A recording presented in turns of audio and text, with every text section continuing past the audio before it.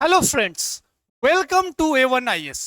My name is Pranav Singh and today we'll discuss another important topic in Indian polity. जब आप part 5 पढ़ते होंगे union, उसमें जो सबसे इंपॉर्टेंट कंसेप्ट निकल कर आता है the process of election of president. जब भारत के राष्ट्रपति को कैसे चुना जाता है, कब चुना जाता है, what are the important procedure. जब नॉर्मल इलेक्शंस होते हैं for the MLA and MP, वो तो आपको पता है डायरेक्ट इलेक्शंस होते हैं, जहां पे आप एक पर्टिकुलर डेट को घर से निकलते हैं और अपना कास्ट करते हैं वोट को। लेकिन जब हम प्रेसिडेंट इलेक्शंस की बात करते हैं, this is totally different from the direct election.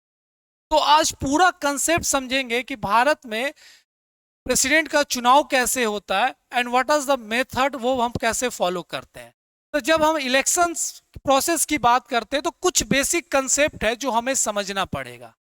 आज जो बेसिक कंसेप्ट में सबसे पहले इंपॉर्टेंट है, the election is indirect. Indirect election. दूसरा पॉइंट निकल कर आता है electoral college. Third important proportional representation. Next transferable या सिंगल ट्रांसफरेबल हम कह सकते हैं, single transferable vote, quota, and last one is the secret ballot paper. So when we talk about the important procedure और method of election of president, उसमें ये सारे important point है जो हमें पढ़ना है। पहला इनडायरेक्ट इलेक्शंस, दूसरा electoral college, proportional representation, single transferable vote, quota and the secret ballot. तो मैंने कहा कि थोड़ा सा प्रोसेस डिफरेंट है, तो यहाँ सा कंसेप्ट समझ में आता है। और आप देखे होंगे प्रीवियस ईयर में यहाँ से क्वेश्चंस बड़े पूछे जाते हैं। तो फर्स्ट हम समझेंगे indirect elections, why the president of elections taken as a term indirect election. तो हमने जब पार्लियामेंट्री फॉर्म ऑफ गवर्नमेंट अपनाया तो हमने वहां पे इनडायरेक्ट इलेक्शन को चुना for the election of president, क्योंकि पार्लियामेंट्री फॉर्म ऑफ गवर्नमेंट में जो रियल हेड होते हैं वो प्राइम मिनिस्टर होते हैं, और जो प्रेसिडेंट होते हैं वो सेरिमोनियल और नॉमिनल हेड होते हैं, having a no much authority. तो इसलिए हमने लगा कि there is the important reason behind कि हम इनडायरेक्ट इलेक्शंस को चुनेंगे। इनडायरेक्ट इलेक्शन का मतलब यह भी हो गया कि भारत के नागरिक घर से नहीं निकलते हैं अपने प्रेसिडेंट को चुनने के।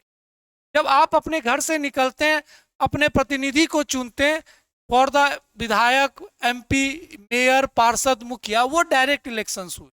लेकिन आप कभी भी भारत में अपने प्रेसिडेंट को चुनने के लिए नहीं निकलते हैं। जो हमारे प्रतिनिधि रहते हैं वो हमारे ऑन द बिहाफ पे वो प्रेसिडेंट चुनते हैं। तो for that reason also we do not participate in the election in the this democracy. For this reason ये इसे बोला जाता है इनडायरेक्ट इलेक्शन। और मैंने रीजन भी बताया कि इसका रीजन क्या था, क्योंकि हमने पार्लियामेंट्री फॉर्म ऑफ गवर्नमेंट को अपनाया है। उसमें जो हेड होता है, रियल हेड होता है, वो एग्जीक्यूटिव का प्राइम मिनिस्टर होते हैं, and the accountability and responsibility all उन्हीं के ऊपर जिम्मेदारी रहता है। तो for that reason we adopted this procedure. अब हम बात करते हैं सेकंड, इलेक्टोरल कॉलेज। ये बहुत इंपॉर्टेंट है कि कौन लोग वोट देंगे प्रेसिडेंट के इलेक्शन में। जैसे हमारा जब जनरल इलेक्शंस होते हैं for the state legislative assemblies हो, मुखिया हो, या मेंबर ऑफ पार्लियामेंट जिसमें लोकसभा के हम अपने सांसद को चुनते हैं, तो एक मतदाता सूची बनती है। उस मतदाता सूची में ये बताता है कि कौन कौन वोटर्स हैं। तो इलेक्टोरल कॉलेज ऑफ प्रेसिडेंट की बात करें तो इसमें यही बताया जाता है कि who are the voters who will be eligible for voting in this indirect election of president. तो इसी को कह रहे हैं electoral college of president election. अब हम इलेक्टोरल कॉलेज की बात करते हैं तो सबसे पहले जो इंपॉर्टेंट पॉइंट होता है आपको याद रखना है, the elected members of parliament. याद रखिएगा हमने टर्म यूज किया इलेक्टेड। तो इलेक्टेड का मतलब हुआ कि जो उसको हमने चुनकर वहां पे भेजा है। Nominated having no role in the election of president. अगर मैंने शब्द लिखता सिर्फ मेंबर्स ऑफ पार्लियामेंट तब वहां पे दोनों टर्म आ जाता, इलेक्टेड एंड नॉमिनेटेड। इसलिए मैंने स्पेसिफिकली बता रहा हूं this is the elected one. Elected members of parliament की जब बात कर रहा तो इस means that Lok Sabha and Rajya Sabha. जैसे लोकसभा में आज के डेट है वो है, आज के डेट में जो जितने टोटल मेंबर्स हैं वो है 543 एंड 245। तो ये हो गए इलेक्टेड मेंबर्स ऑफ पार्लियामेंट। दूसरा, elected members of state legislative assemblies. मतलब भारत में जितने स्टेट्स हैं, टोटल 28 स्टेट्स हैं, उन 28 स्टेट्स के इलेक्टेड मेंबर्स, विधानसभा के मेंबर्स, एमएलए जिसको हम बोलते हैं मेंबर ऑफ लेजिस्लेटिव असेंबली। जैसे अगर हम बिहार की बात करें तो 243 members, again the elected ones. वैसे नॉमिनेटेड वाला का जो वर्जन था आज के डेट में, लोकसभा में कोई नॉमिनेटेड नहीं है, वो 104th अमेंडमेंट से हमने वो चीज को रिमूव कर दिया। तो हम जब भी बात करेंगे तो ऑलवेज इलेक्टेड मेंबर्स। तो elected members of parliament including both Lok Sabha and Rajya Sabha, elected members of state legislative assembly, और साथ में elected members of union territories like Delhi, Puducherry and Jammu and Kashmir, जहां पे विधानसभा या असेंबलीज। तो they all are the electoral college of election of president. Lok Sabha Rajya Sabha के चुने हुए सांसद elected members, state legislative Vidhan Sabha के चुने हुए सदस्य मेंबर्स, और इलेक्टेड मेंबर्स ऑफ यूटीज जहां पे विधानसभा है जैसे दिल्ली, पुडुचेरी एंड जम्मू कश्मीर। तो ये सब मिलाकर ये लोग होते हैं इलेक्टोरल कॉलेज ऑफ प्रेसिडेंट। अब यहाँ पे एक फॉर्मूला के तहत वोट निकाला जाता है कि किस विधायक का कितना वोट होगा। जैसे अगर हम लेटेस्ट इलेक्शंस की बात करें, जो लास्ट जो हमारे द्रौपदी मुर्मू के इलेक्शन से जो हमें रिजल्ट निकल के आया था, वहां पे एक इंपॉर्टेंट फॉर्मूला लगाया जाता है हर इलेक्शंस में। वो फॉर्मूला होता है, उसमें हमें value of vote of MLA निकालना रहता है। अगर हम value of an MLA vote निकालें, क्योंकि हर स्टेट का value of vote of MLA different हो सकता है, क्योंकि ये पॉपुलेशन बेस्ड होता है। जैसे मानकर चलिए कि अगर हमें value vote of an MLA UP का एग्जांपल लें, तो यूपी का पूरे पॉपुलेशन हुआ total population of an state, total population of an state divided by total legislative assemblies seat, और जितना निकलेगा डिवाइडेड बाय 1000। अब इससे हमें वैल्यू निकलेगा एक एमएलए के वोट। और अगर आप इस फॉर्मूला को लगाइएगा, and this all are based on the 1971 census. हम 1971 के सेंसस के डाटा को लेते हैं और हमें पता है 2026 तक इस सेंसस के लेकर सीट को फ्रीज कर दिया गया है 2026 तक। तो इस फॉर्मूला से हम वैल्यू ऑफ एन एमएलए, एक एमएलए के वोट का वैल्यू निकालते हैं। तो इससे क्या निकलेगा, टोटल निकलेगा 708। अब 708 को हमें क्या करना है, टोटल से इंटू कर देना। तो टोटल कितना हो गया 400। तो ये पूरे लगभग 5 लाख के अप्रोक्स निकलेगा। तो ये पूरा वैल्यू निकल जाएगा यूपी विधानसभा का। तो अब इस फॉर्मूला के हिसाब से अगर देखिएगा, हर वैल्यू ऑफ एमएलए का डिफरेंट निकलेगा, क्योंकि totally based on the population. अब 1971 में जितना पॉपुलेशन होगा उस समय बिहार का पॉपुलेशन कुछ और होगा। अब उसको हमें डिवाइड करना है 243 से, तो उससे हमारा क्या निकलेगा, वैल्यू ऑफ 1 एमएलए वोट।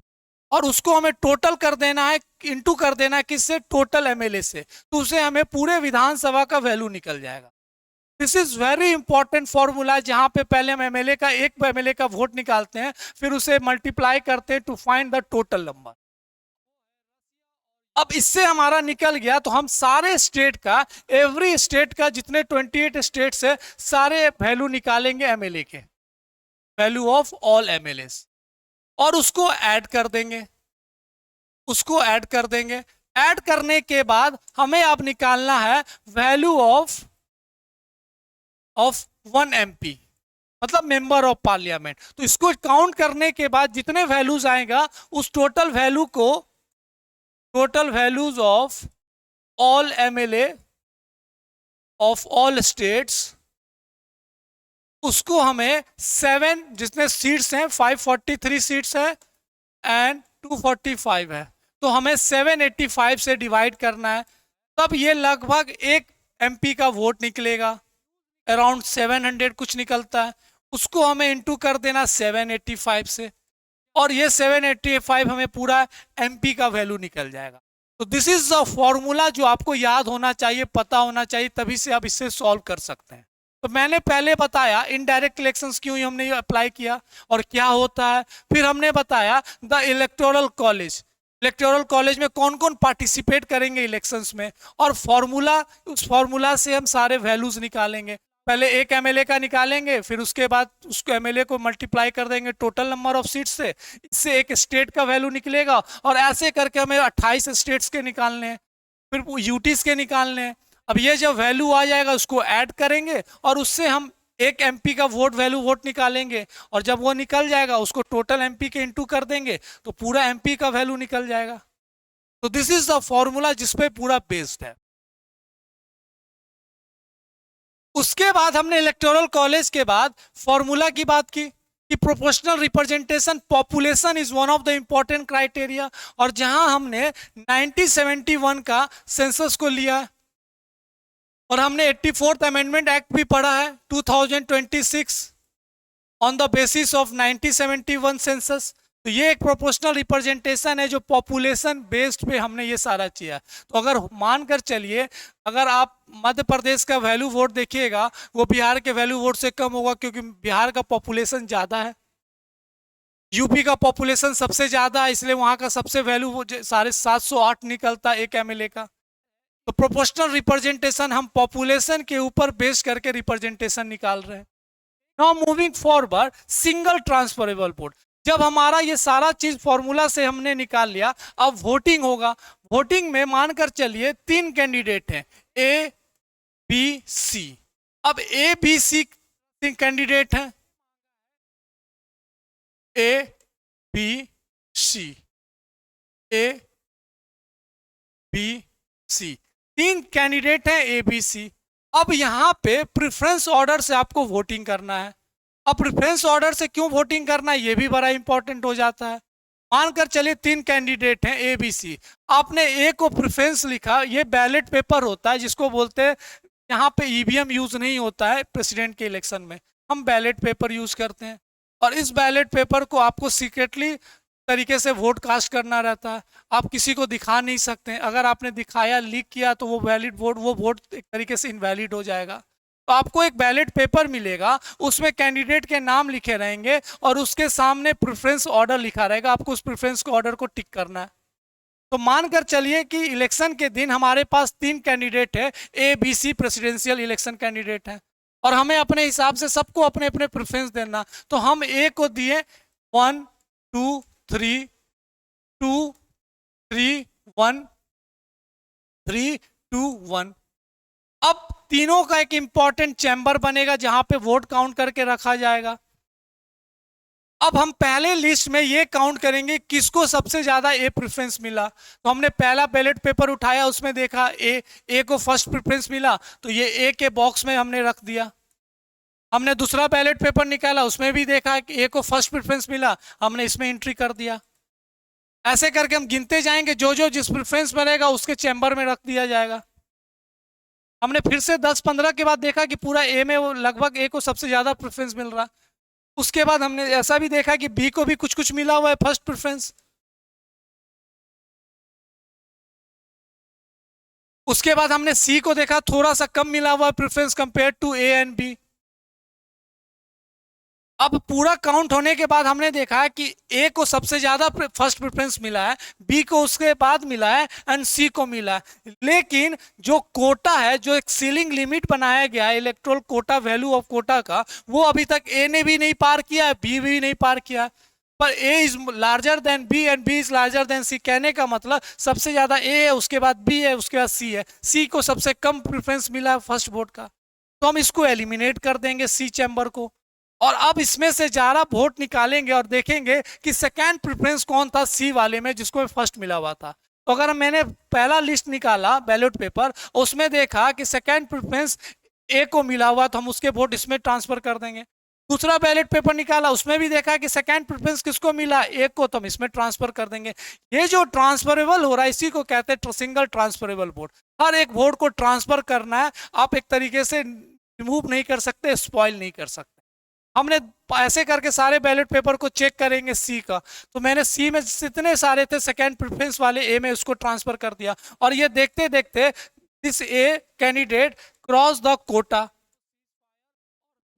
तो कोटा क्या होता है? कोटा होता है total polled votes divided by 2+1। तो मतलब जितने वोट को, जितने वोटिंग हुए, जितने पोलिंग हुए वोट्स का, उसका हम एक 50 मोर देन 50% जिसको ये कोटा मिल जाएगा, that candidate will be become the president of India. और यही प्रोसेस फॉलो किया जाता है जब तक आप वो कोटा को अचीव नहीं कर लेते हैं। और ये तब होता है जब ये मोर देन वन कैंडिडेट होता है।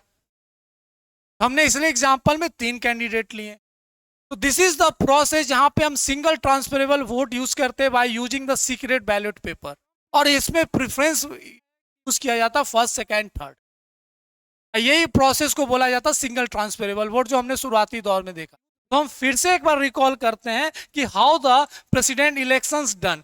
पहले ये इनडायरेक्ट इलेक्शंस होता है, there is no role of any citizen. हमारे जो रिप्रेजेंटेटिव है स्टेट में और यूनियन में, सेंटर में, वहां पे वो रिप्रेजेंटेटिव पार्टिसिपेट करते हैं। दूसरा, एक इलेक्टोरल कॉलेज बनता है कि कौन वोट करेंगे, तो हमने उसके बारे में पढ़ा। The elected members of parliament, elected members of state legislative assembly, as well as UT जहां पे विधानसभा है। उसके बाद हमने देखा द प्रोपोर्शनल रिप्रेजेंटेशन, तो 1971 के सेंसस पे बेस्ड है। उसी पॉपुलेशन से हम एक फॉर्मूला निकालते हैं। पहले एमएलए का 1 वोट निकालेंगे, पूरे स्टेट के असेंबली का टोटल वोट वैल्यू निकालेंगे, और ऐसे करके 28 स्टेट्स का पूरा काउंट करेंगे।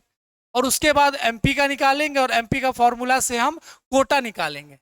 और कोटा होने के बाद हम single transferable vote technique use करेंगे, प्रेफरेंस सिस्टम यूज करेंगे, जब तक हमें वो कोटा अचीव ना हो जाए। तो this is the method of election of president जो भारत में फॉलो किया जाता है। एंड थोड़ा सा ये कंसेप्चुअल है, इसलिए मैंने आपके साथ ये वीडियो शेयर किया, जिससे आपके कंसेप्ट क्लियर हो जाएंगे। अब इस वीडियो के बाद आप प्रीवियस ईयर के क्वेश्चंस को आप सॉल्व कीजिएगा, तो आपको कोई परेशानी नहीं।